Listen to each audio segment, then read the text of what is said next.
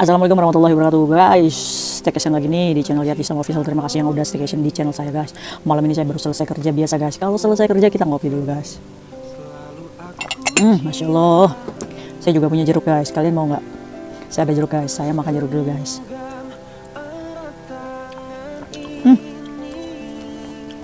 Sayangnya jeruknya kecut guys. Sekecut hidup kita. Bercanda. Tapi memang kecut guys jeruknya. Enggak, saya lanjutin dulu. Ayo kita ngobrol dulu guys. By the way, saya punya kabar guys. Ceritanya ada penggerebekan restoran nih guys. Nah, di dalamnya itu anak peperan semua, alias pekerja ilegal. Ya, restoran ini punya orang Hong Kong sih guys. Restoran ini punya orang Hong Kong guys. Penggerebekan ini terjadi pada tanggal 6 sampai tanggal 9 guys. Jadi pemilik restoran ini ada 8 orang semuanya. Nah, 2 laki-laki dan salah. Iya, 2 laki-laki, 6 perempuan guys. Jadi pemiliknya ini ditangkap ya guys ya. Waduh, ini parah banget sih guys. Kalau pemilik restoran yang kedapatan mempekerjakan pegawai ilegal, itu bisa didendanya hampir 500.000 dolar Hong Kong loh guys. Ini restoran ini. Kita ini nggak menutup mata ya guys ya, karena banyak oknum-oknum orang Hong Kong yang mempekerjakan anak-anak peperan kayak gini tuh buat mereka ini lebih murah. Meskipun sudut pandang kita yang bekerja kepada mereka itu gaji kita mahal, tapi orang Hong Kong yang membayar pekerja ilegal itu menurut mereka itu murah ketimbang dia harus mempekerjakan orang Hong Kong yang asli. Ya kalian tahu sendiri, salary orang Hong Kong asli itu di atas 10.000 up ya. Nah, mana ada sih orang Hong Kong asli yang mau dibayar 200 atau 300 dolar per harinya. Kalau kita gajinya 10.000 aja per bulan, otomatis kita bagi 25 hari ya guys ya. Itu mereka pasti pengennya itu ya 500 lah ya minimal seharinya. Beda dengan kita, pekerja ilegal. Kita mendapatkan 200 sampai 350 dolar per hari. Itu udah gede banget. Makanya, kenapa oknum orang Hong Kong ini banyak mempekerjakan ilegal dikarenakan mereka ya murah. Jadi terjadi di restoran. Tidak disebutkan restorannya apa dan di mana. Cuma posisinya restoran ini memiliki pemilik restoran 8 orang. 2 laki-laki dan 6 perempuan. Nah, di dalam restoran tersebut semuanya pekerja ilegal guys. Terdapat 27 pekerja ilegal. Di antaranya Indonesia, India, Vietnam, Bangladesh, dan Pakistan guys. Nah, dari 27 itu 11 di antaranya adalah anak-anak yang sedang mengajukan peperan. Jadi 16 orang sudah menjadi anak peperan ya guys. Nah, 11 pekerja ini sedang mengajukan peperan guys. Datanya itu guys. Dan 11-nya ini semuanya ditolak sebagai peperan. Nah, dari 11 ini 4 sedang mengajukan peninjauan kembali. Dan yang berapa tuh? 11. Yang 7-nya itu sedang naik banding sebagai pengaju suaka di Hong Kong. Jadi yang 11-nya itu belum menjadi anak peperan asli guys. Jadi belum dikasih sumbangan dari pemerintah. Sedangkan 16-nya sudah menjadi anak peperan dan sudah disumbang dari pemerintah. Ingat kan apa itu peperan? Peperan adalah orang yang mencari suaka atau mencari negara ketiga.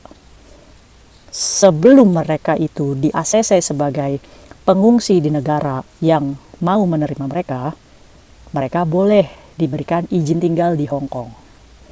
Dan pemerintah Hong Kong membantu anak peperan ini sebanyak 3.000 dolar Hong Kong.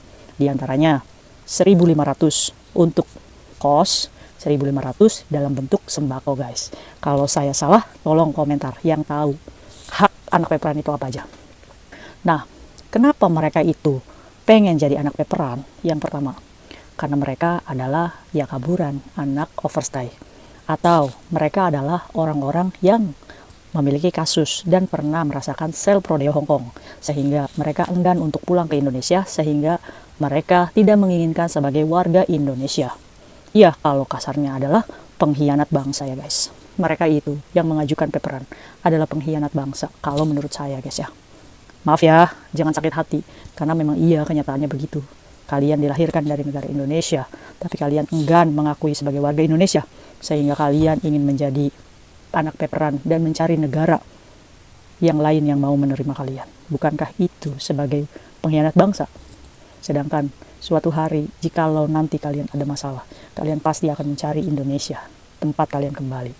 Mungkin saat ini kalian sedang lupa, mungkin saat ini kalian sedang menikmati masa-masa pundi-pundi rupiah yang mungkin kalian bisa mencari pekerjaan ilegal di luar sana. Nah, kayak gini kasusnya. Ketangkep di restoran. Pekerjaan mereka sebagai pencuci piring, guys. Dari 27 tersebut, 4 diantaranya warga Indonesia, guys. Teman kita. Yang berstatus overstay dan paperan. Jadi, ada yang belum disetujui itu. Yang ketangkap kemarin tuh. Belum disetujui sebagai anak paperan.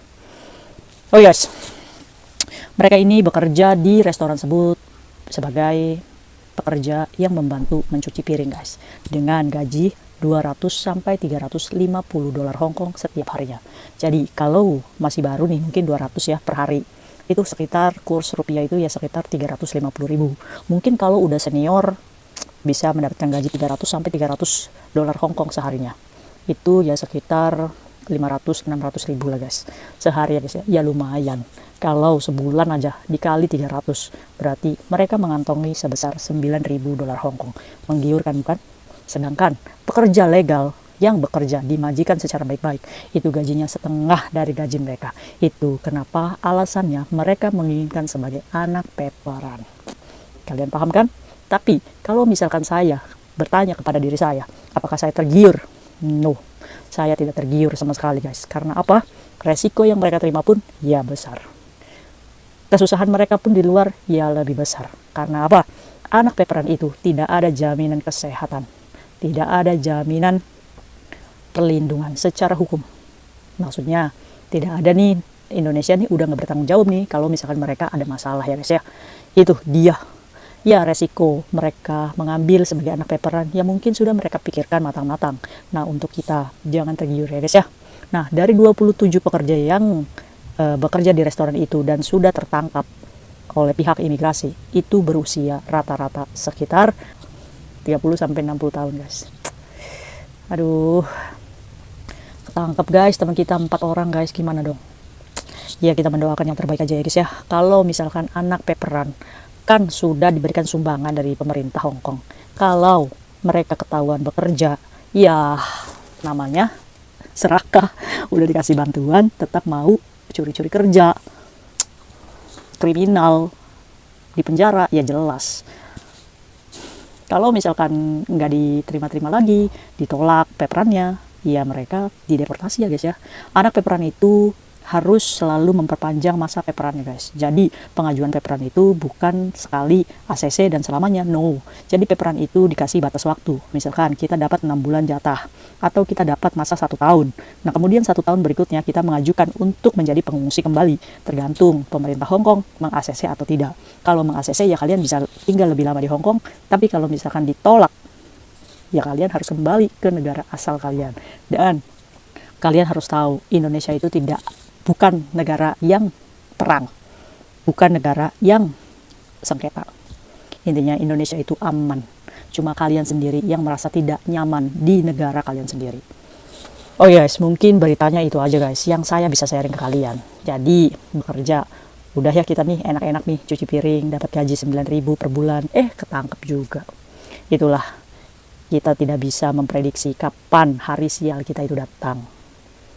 Kalau kayak gitu gimana, guys? Ya itu kan udah bagian dari resiko ya, guys ya. Ya kita doakan yang terbaik aja untuk kalian yang berjualan atau anak overstay atau anak paperan. Hati-hati, hati-hati, karena ini menjelang tahun baru.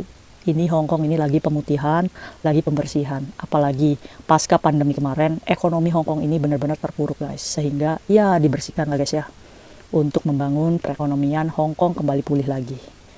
Kasihan juga sih, Hong Kong itu membiayai kita hidup kan. Coba berapa ratus orang tuh yang dibiayai oleh Hong Kong. Sedangkan kita masih tetap serakah, udah dikasih bantuan dari pemerintah, kita masih curi-curi untuk kerja. Jangan berbicara sukses di atas kegiatan yang kalian lakukan adalah ilegal dan salah. Sekali ilegal, tetap ilegal. Mungkin itu, guys, yang bisa saya sharing ke kalian malam ini. Semoga diambil hikmah dan pelajarannya, guys ya. See you next video, bye-bye.